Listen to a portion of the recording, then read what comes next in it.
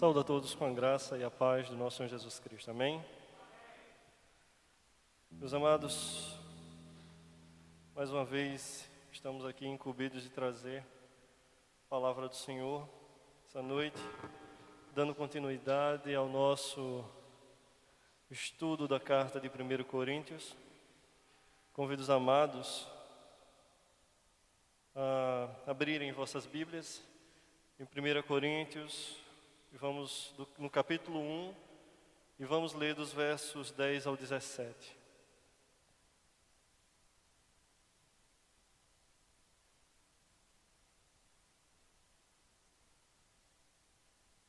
Primeira Coríntios, capítulo 1, dos versos 10 ao 17. E diz assim: Rogo-vos, porém, irmãos, pelo nome do nosso Senhor Jesus Cristo, que digais todos uma mesma coisa, e que não haja entre vós dissensões. Antes, sejais unidos em um mesmo pensamento e em um mesmo parecer. Porque a respeito de vós, irmãos meus, me foi comunicado pela família de Cloé que há contenda entre vós. Quero dizer com isso que cada um de vós diz: eu sou de Paulo, eu de Apolo, e eu de Cefas, e eu de Cristo. Acaso está Cristo dividido? Foi Paulo crucificado por vós? Ou fostes vós batizados em nome de Paulo? Dou graças a Deus, porque a nenhum de vós batizei, senão a Crispo e a Gaio, para que ninguém diga que fostes batizado em meu nome. E batizei também a família de Estéfanes. Além destes, não sei se batizei algum outro, porque Cristo enviou-me não para batizar, mas para evangelizar, não em sabedoria de palavras, para que a cruz de Cristo não se faça vã. Vamos orar. Senhor nosso Deus e Pai, queremos mais uma vez, Senhor, na Tua santa presença, agradecer, Pai, por estarmos aqui, por o Senhor ter nos trazido aqui nessa noite, por o Senhor estar nos mantendo de pé, Pai. Ó Senhor, também queremos Te pedir que o Senhor leve cativo os nossos corações e nossas mentes, para que estejamos voltados tão somente para essa Tua palavra. Ó Senhor, usa esse pregador, que não seja ele a falar, mas o Senhor falar através dele. E que Tua igreja seja edificada com as Tuas palavras nessa noite. Que haja mudança de pensamentos, que haja mudança nos corações, Pai. E assim, pedimos perdão, Senhor, por nossos pecados, porque somos falhos. Mas mesmo assim, o Senhor nos amou. É assim que nós Te oramos, agradecidos por tudo, em nome do Teu Filho Jesus. Amém. Meus amados, quem assistiu a pregação da terça-feira de Pastor Sérgio, que ele começou, ele introduziu o estudo aos Coríntios, vocês viram que Paulo elogiou aquela igreja. Porém aqui, depois que ele elogiou e falou de sua posição em Cristo, ele começou a tratar dos problemas de divisão que estava afligindo a igreja. A principal preocupação do apóstolo Paulo aqui em 1 Coríntios é levar a concórdia para aquela igreja que estava dividida. Ele toca na importância do tema já na saudação da carta, onde dirige seus comentários não somente aos coríntios, mas de certo a nós também. Porque se analisarmos, quando nós lemos esse texto, a gente começa a analisar a vida da nossa igreja hoje, a gente vai ver que não está muito diferente. A divisão dentro de nossa igreja. Ele tinha ouvido que a unidade da igreja em Corinto tinha sido quebrada. Muitos dos problemas tratados aqui nessa carta refletem o espírito de dissensão que estava havendo na comunidade. A comunidade estava dividida. A comunidade não falava mais em uma só voz. Mas agora, cada um tinha erigido para si ídolos. E como tirou Cristo do centro e começou a erigir novos ídolos, aquela igreja começou a cambalear. Aquela igreja começou a se rachar. Aquela igreja começou a se dividir. Os coríntios tornaram-se orgulhosos de sua dedicação aos vários mestres que haviam passado por aquela comunidade, resultando em divisão, em discórdia, inveja. E os crentes de hoje continuam andando por esse mesmo caminho, levantando bandeiras, buscando para si palavras que agradem seus ouvidos, buscando para si aqueles que dão um tapinha nas costas. Muitos estão saindo da igreja porque a palavra é muito dura que é pregada. A palavra não é como a palavra que pastor fulano de tal fala, que você chegou aqui e vai sair com a chave na mão e que você vai sair ganhando, mas é uma palavra de que você tem que se consertar. E essa palavra dói. E palavras como essa que mexem na nossa estrutura, nós temos a tomar um certo receio contra essa palavra. Mas se nos voltarmos para o Evangelho, a preocupação maior de Cristo para com todos aqueles que viriam depois que Ele fosse assunto aos céus, era que pregasse esse Evangelho como Ele é. Em alguns momentos suave e em outros momentos duro. Meus amados, estamos vivendo em momentos na igreja, como também estava acontecendo naquele, de homens chegarem a tal ponto de idolatrarem a outros homens, que muitas vezes fazem aliança com esses homens e quebram a aliança com Deus. Deixam para trás tudo quanto aprenderam verdadeiramente para se agarrar a teologias que facilitam suas vidas.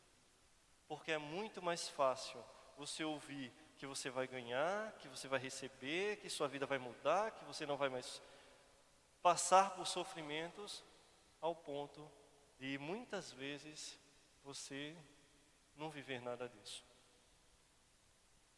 E aí quebram a aliança com Deus, afastam-se de Deus e o relacionamento da igreja começa a ficar complicado e muitas vezes isso acaba até de forma direta atingindo no crescimento da obra. Tudo isso por causa de desejos egoístas, onde os seus olhos, que deveriam estar voltados para o alto, que deveriam estar olhando para aquele sofrimento que aconteceu naquela cruz, agora estão longe, estão distantes daquela cruz, porque aquela cruz é pesada, aquela cruz, ela lembra de um sacrifício e requer um sacrifício nosso.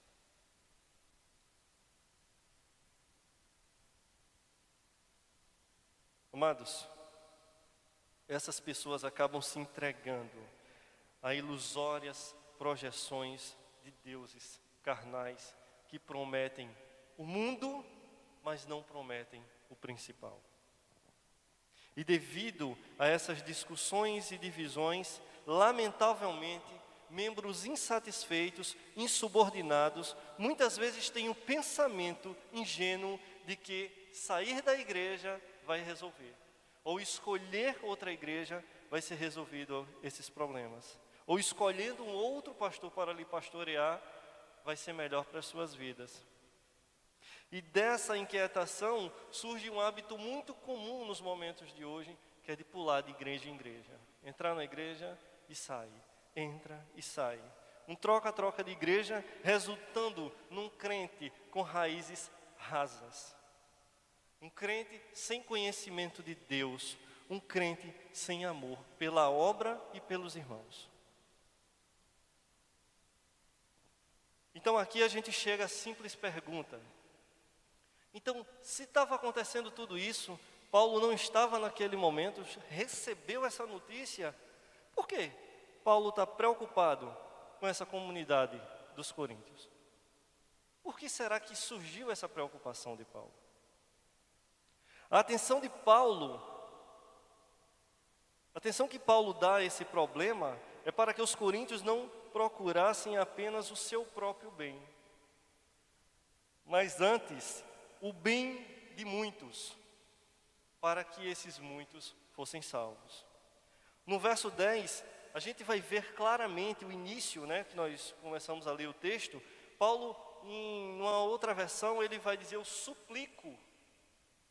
Ele está rogando aos irmãos, em nome de Jesus Cristo, para que a igreja seja una, para que a igreja seja unida, para que todos falem a mesma coisa, vivam a mesma coisa e tenham os mesmos objetivos, inclusive em suas orações.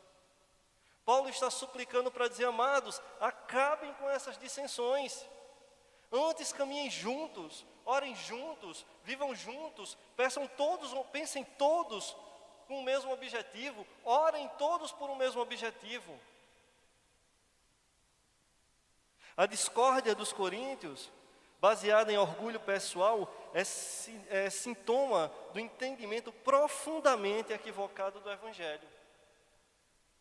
Visto que a essência do Evangelho consiste em Deus escolher livremente seu povo por meio da sua graça, do seu amor, da sua justiça, da sua santidade e redenção, e não pelo mérito pessoal da criatura.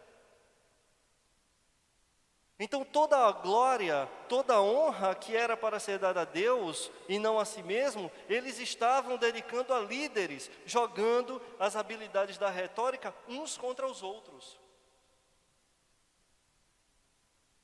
Estavam vivendo uma igreja dividida porque deixaram de olhar para Cristo, deixaram de ver o Evangelho da cruz e começaram a olhar para homens.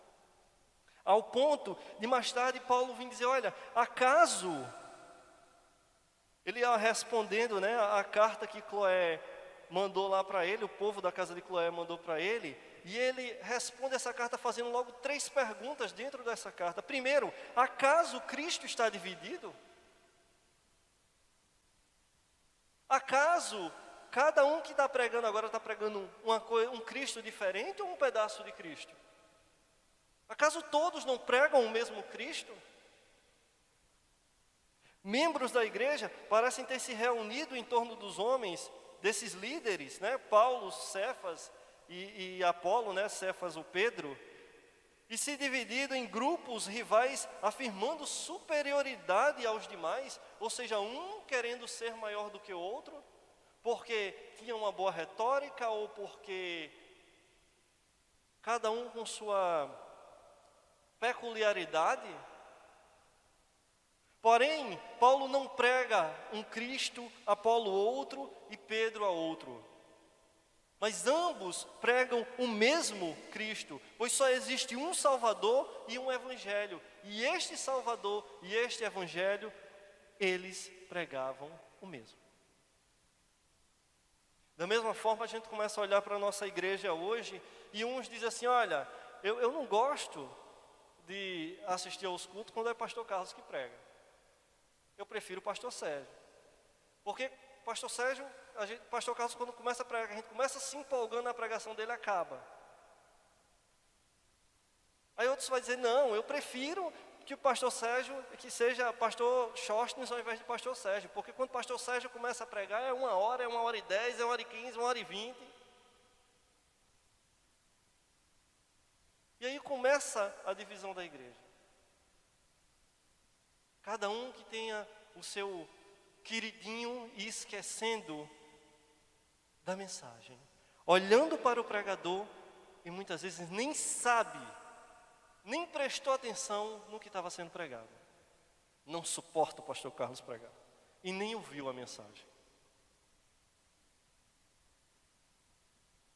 Isso acontece hoje em nossas igrejas.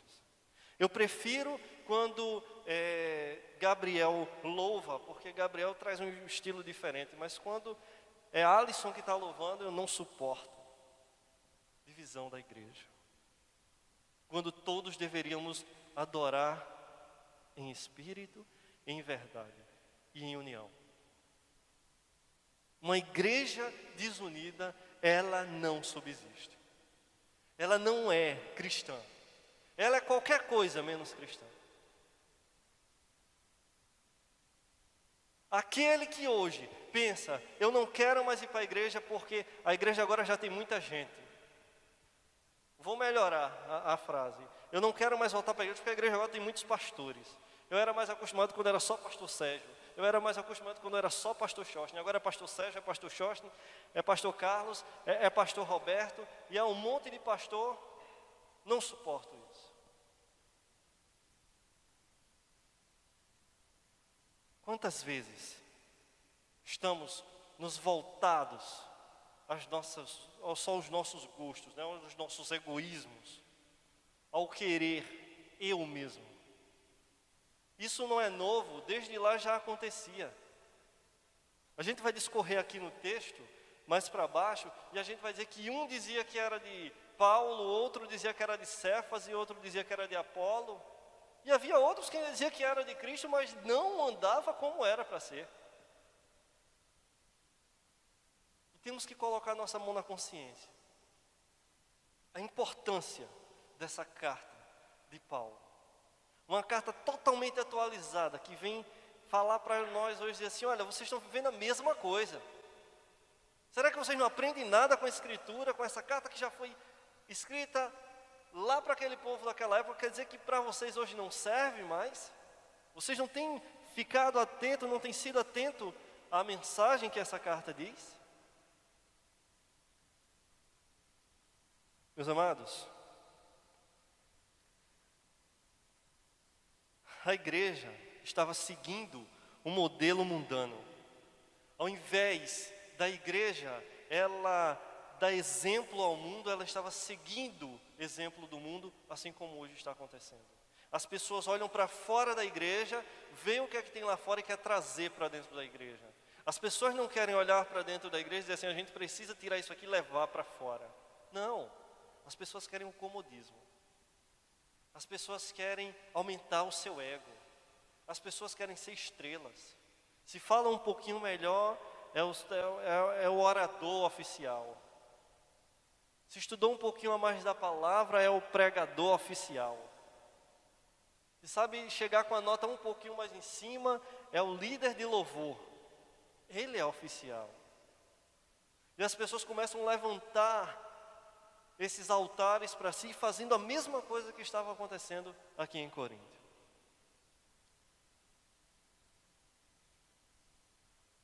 Ao ponto de pregadores e cantores serem tratados como astros, deuses, e não como servos adoradores. Essa atitude é um sinal evidente de imaturidade e decadência espiritual. A partir do momento que eu deixo de olhar para Cristo e começo a olhar para o irmão e querer tirar Cristo do centro e colocar qualquer um outro no centro, é a minha decadência espiritual. Eu estou perdido. Eu não tenho absorvido o que as Escrituras falam. Eu não tenho procurado conhecer mais Deus. Então eu estou entrando numa necessidade de preencher o vazio do Deus com qualquer outra coisa que me satisfaça. Porque talvez Deus não esteja mais me satisfazendo, porque não está me ouvindo e me respondendo na hora que eu quero.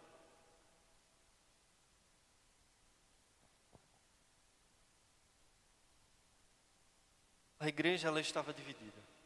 4 partidos dentro da igreja. Existia o Partido Liberal de Paulo, que certamente era o partido dos fundadores da igreja. Embora os crentes de Corinto tivessem tido muitos receptores, foi Paulo quem os levou a Cristo. Lá no capítulo 4, que a gente vai ver mais para frente, e no 15 vai tratar desse assunto. Foi evangelista e fundador daquela igreja. Ele ganhou cada um daqueles para Cristo, e então esses se achavam os donos da igreja. Somos os fundadores. Quem nunca ouviu isso? Eu estou aqui desde a fundação. Eu cavei lá com a enxada para botar o a primeira pedra no alicerce dessa igreja. Muitas vezes nós ouvimos isso. E essas pessoas se acham os donos. O segundo grupo, ou o segundo partido, era o partido filosófico de Apolo. Como Apolo era da cidade de Alexandria, né, a segunda maior cidade do mundo e onde era o centro das atividades intelectuais, os alexandrinos eram entusiasmados com as elegâncias literárias. Foram eles que intelectualizaram todo o cristianismo naquela época. O povo falava melhor, o povo tinha uma oratória melhor, então tudo era melhor, então se achavam os bambambãs. Por outro lado, existia o partido conservador de Pedro. Então a gente tinha o partido liberal, o partido filosófico e agora o conservador. O partido de Pedro era composto possivelmente pelos judeus e pelos prosélitos que se tornaram judeus por meio da circuncisão. E muitos gentios aderiram à fé judia e eram chamados de pessoas tementes a Deus por causa da forma que eles olhavam para a lei e eles caminhavam. Os membros da sinagoga normalmente eram conservadores e gostavam de observar os ritos, as cerimônias. Como o apóstolo Pedro foi direcionado especialmente aos da circuncisão, havia dentro da igreja de Corinto um grupo que seguia a sua liderança. E esse grupo era aquele grupo cri-cri. Mas se não for assim, não é. Mas se tu não for batizado por imersão, tu não é crente. Na nossa igreja nós temos isso. Temos.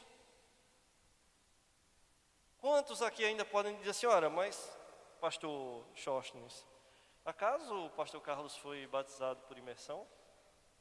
Aí pastor Sóstenes vai ter que dizer, eita, ele veio da congregacional. Os congregacionais é por aspersão, então já não aceito esse batismo dele. Para ser pastor da nossa igreja tem que ser por imersão. E aí? Os grupos atuais da nossa igreja. Quantos irmãos dentro da igreja, não vamos subir no altar não, porque o altar é diferente, é para aquelas pessoas, vamos fazer tudo daqui de baixo, vamos fazer afastado. Eita, chegou o pastor, muda tudo, porque... E muitas vezes não tem essa reverência com Deus fora da igreja. E também existia o Partido Cristão de Jesus. E bem provável que esse partido, com o nome mais bonito, fosse o mais problemático. Talvez esse partido fosse o partido exclusivista. Os membros desse grupo evidenciavam um orgulho espiritual sutil, dando a entender que eles eram os únicos cristãos verdadeiros. Esse grupo não se submetia a qualquer líder humano. Ora, quantas vezes nós não vimos isso na igreja? O meu pastor é Cristo. Eu não aceito a repreensão do pastor Sóstenes. Eu não aceito de jeito nenhum a repreensão do pastor Sérgio. O meu pastor é Cristo. Eu vou fazer, eu sou. E o resultado são pessoas mortas espiritualmente. Se não conseguem receber uma ordem de quem está vendo, como vai receber uma ordem de quem não está vendo? Se eu não consigo andar com o meu próximo que eu estou vendo, como eu vou amar aquele a quem eu não vejo? Se eu não consigo me relacionar aqui com meus irmãos e com os meus pastores, como eu vou me relacionar com Deus? A carta de Coríntios, ela vem como se fosse um elixir sanativo sendo derramado numa ferida aberta. Ela vem para mostrar e dizer assim, olha, a verdade é por aqui. O que está acontecendo com a igreja é isso aqui. Ou a igreja ela se conserta ou ela quebra. Se ela não se consertar no amor, Deus vai descer a mão e aí ela vai ter que se consertar de todo jeito.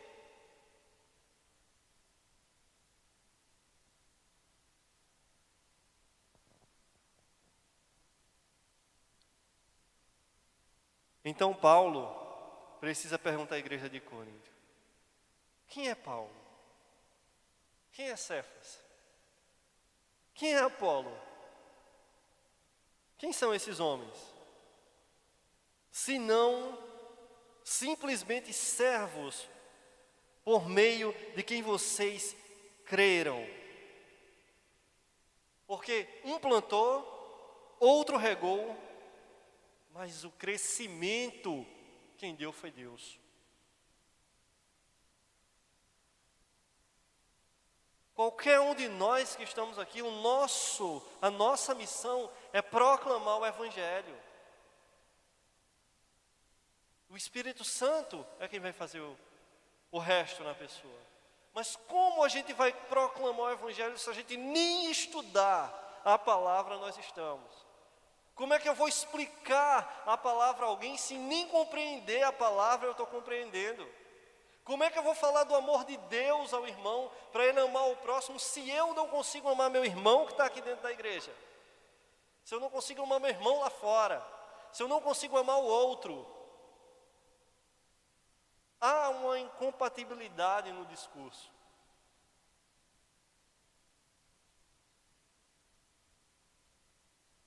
Paulo aqui nos Coríntios está mexendo com a igreja. Eu estou sabendo isso de vós. E ele vem dizer aqui, no verso 12, refiro-me ao fato de cada um de vós dizer: eu sou de Paulo, eu sou de Apolo, eu sou de Cefas, eu sou de Cristo. Acaso Cristo está dividido? Acaso Cristo está dividido? Acaso cada um chega aqui e prega uma coisa? Acaso é diferente a pregação de pastor Sóstenes, de pastor Sérgio, de pastor Carlos, de pastor Roberto, se não for falar dessa mesma palavra? Há diferença? Porque um é mais carismático, o outro é mais nervoso no falar, o outro marcha quando fala e... Amados, a mesma preocupação que Paulo teve aqui com a carta de Corinto, com a igreja de Corinto, nós temos todos os dias com cada um. Há uma tristeza no nosso coração de chegarmos no grupo do WhatsApp e abrirmos 30 vagas. E quando a gente chega aqui na igreja, a gente contar e ter 9, 10, 11 e as cadeiras vazias. Quando poderia ter uma fila de espera lá fora, não. Os 30 estão aí dentro, mas o restante vai ficar tudo aqui fora, mesmo que seja afastado um do outro, para poder participar. Para manter esse amor vivo, essa aproximação viva. Para entender que eu necessito dessa palavra, eu necessito estar com os irmãos, porque nós não somos qualquer um, mas nós somos uma família, somos filhos de Deus, e muitas vezes nós não estamos atentos a isso. Mas é muito mais cômodo eu estar em casa com meu celular, e eu falei isso terça-feira. Porque eu posso ligar meu celular, deixar ali e faço outra coisa, eu estou presente. Quantas vezes pastor Sérgio ligou para mim, me dando a oportunidade de fazer a live, eu disse: pastor Sérgio, hoje não dá, porque eu estou com o Lucas e o Lucas não para. Em casa é impossível conseguir fazer a live, porque não tem condição de você fazer de qualquer jeito. Do menino correr, vir para você, agarrar, não. Esse momento aqui é um momento de adoração, é um momento da gente louvar a Deus, é um momento de nós nos entregarmos, de colocarmos o nosso coração no altar, de entregar a Deus as nossas petições, falar com Ele e depois ouvir o que Ele tem a nos falar. Não é um momento de eu ligar lá meu telefone e ficar vendo o jornal ao mesmo tempo. Não, é um momento de eu parar tudo da minha vida e dedicar exclusivamente a me relacionar com Deus. Essa é uma das dificuldades que nós temos quando nós estamos em casa, assistindo pela live. Tem horas que a gente quer ligar o celular e quer ir lavar a louça e vendo, mas isso é adoração? uma atividade paralela. Certo, não é parar e adorar, e orar, e se ajoelhar, e se levantar, e louvar. A igreja, ela está perdendo esse anseio de estar junto a Deus, de buscar a Deus, de falar com Deus. Há um grito constante. Ora vem, Senhor Jesus, antes que tudo alcance o coração do último eleito logo e mande Jesus Cristo, porque a coisa está complicada. Porque é mais fácil ouvir a fulano de tal, a ciclano. A mensagem hoje não está para mim. O pastor Carlos está falando, tem nada a ver comigo. Aí muda o canal. Vamos ouvir hoje a Universal, porque a Universal hoje é a fogueira santa. Eita! Hoje é o culto do poder e tal. E aí a gente muda, porque já não aguentamos ouvir mais os nossos pastores falar as mesmas coisas. É preciso conserto, é preciso amar mais, é preciso vir para próximo, é preciso buscar a Deus. A preocupação de Paulo com aquele povo, a preocupação dos pastores hoje tem que ser essa com suas ovelhas. Quantas vezes nós estamos ligando para os nossos, nossas ovelhas, meu irmão, cadê você? A gente precisa de você. Não, pastor. Aí uns vão dizer, não, pastor Sérgio, olha, eu não vou para lá porque é mais longe, tá? A gente estava aqui, é Miramar, aquilo ali, aquele pedaço ali era Miramar.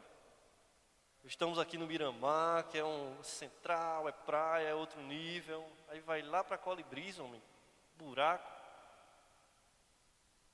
Aí outros vão dizer, não, pastor Schostens, não vou voltar para a igreja. O senhor era o presidente, agora o senhor não é mais o presidente, não sei mais nem o que o senhor é. Não vou mais. Aí outro vai dizer, olha, não vou de jeito nenhum, não aguento mais olhar para a cara daquele povo. Aí vem a pergunta, e esse povo quer morar tudo nos céus? Quer morar tudo junto? E quer andar cada um conforme o seu desejo do seu coração? Aí Paulo vai dizer assim, acaso vocês foram batizados em nome de Paulo? E ele é bem claro, nem chamado para ser batista, para estar batizando o povo, eu fui chamado. Eu fui chamado para pregar, para evangelizar. Eu fui chamado para meter o dedo na ferida. Eu fui chamado para mostrar a cada um o que é o sofrimento de Cristo. Paulo conversando com Timóteo, ele dá aquele empurrãozinho bem legal. O camarada está começando e ele diz, meu amado Timóteo, é necessário que tu sofra. Tu sinta o sofrimento de Cristo e sofra o evangelho junto comigo. É um ânimo grande, para quem está começando. E aí o irmão não aguenta quando o pastor diz assim, irmãos, o arroxo é necessário. Não, pastor, eu sou filho do rei. E não aceita. Os coríntios estavam dando ênfase exagerada ao batismo, pois os irmãos que haviam sido batizados por Paulo se enchiam de vaidade e desprezavam e humilhavam os outros cristãos, se julgando sendo melhor do que eles. No entanto, batizar não foi o principal ministério nem de Paulo nem de Jesus. Ninguém se torna espiritual ou mais espiritual pelo fato de ter recebido o rito do batismo por este pastor ou por aquele pastor. Não porque eu fui batizado pelo pastor Schostens, agora eu falo em línguas, agora eu sou tudo e agora eu vou direto para o céu com cor e tudo.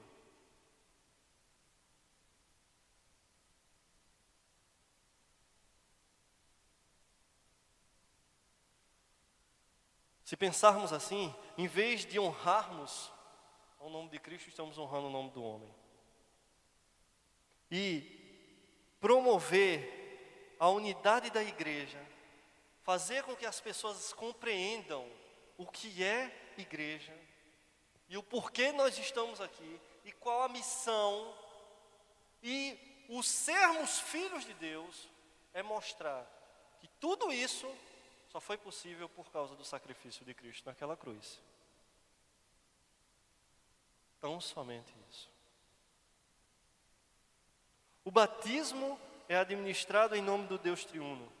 E dessa forma, o nome de Jesus, pois significa ser sepultado e ressurgir com Cristo. Não é com Paulo, não é com Pedro, não é com Sóstenes, não é com Sérgio, não é com Roberto, não é com Carlos, não é com tantos outros pastores que nós conhecemos. Nós não temos a capacidade de salvar vocês. Porque nós não fomos salvos por nós mesmos. Mas fomos salvos tão somente pela graça de Deus, como está lá em Efésios 2, 8 e 9. Porque pela graça sois salvos mediante a fé. E isso não vem de Sóstenes, não vem de Sérgio, não vem de nenhum outro pastor. Mas vem de Deus. Não vem de obra nenhuma. Podemos pregar maravilhosamente, podemos orar maravilhosamente, podemos tirar nossa túnica e dar outro, podemos nos dar em sacrifício, mas não vai ser, a salvação não foi por nosso mérito.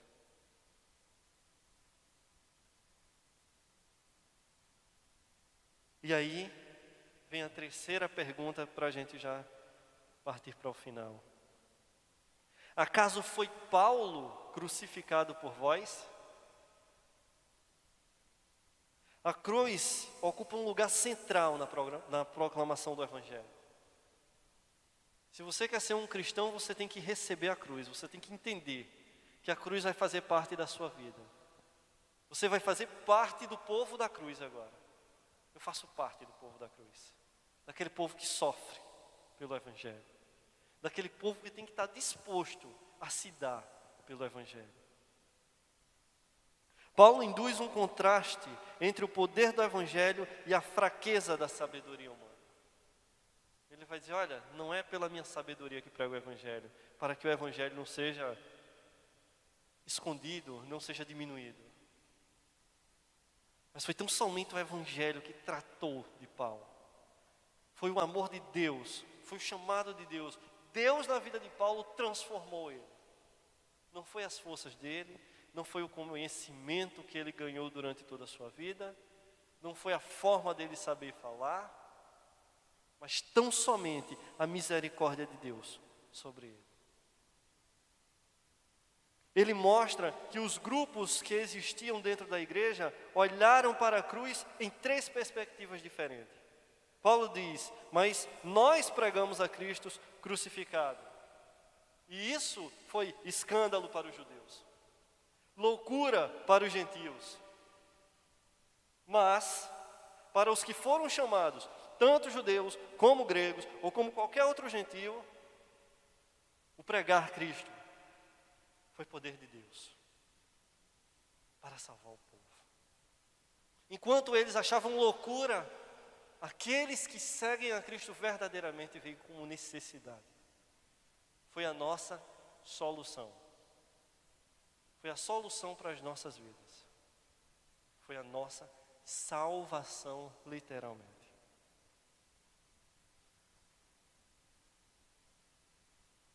Paulo enfatiza que não foi chamado para batizar, embora tenha batizado alguns, mas foi chamado para pregar esse evangelho, que é loucura para muitos e não dá importância à sua capacidade enquanto orador, pois o evangelho se sustém a si mesmo, não necessitando ser aperfeiçoado nem pela oratória, nem pela lógica, nem por mim, nem por qualquer outro.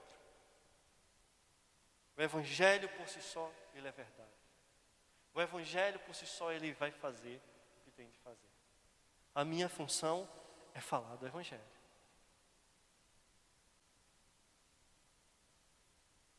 E quantas vezes, meus amados, estamos erigindo altares vãos?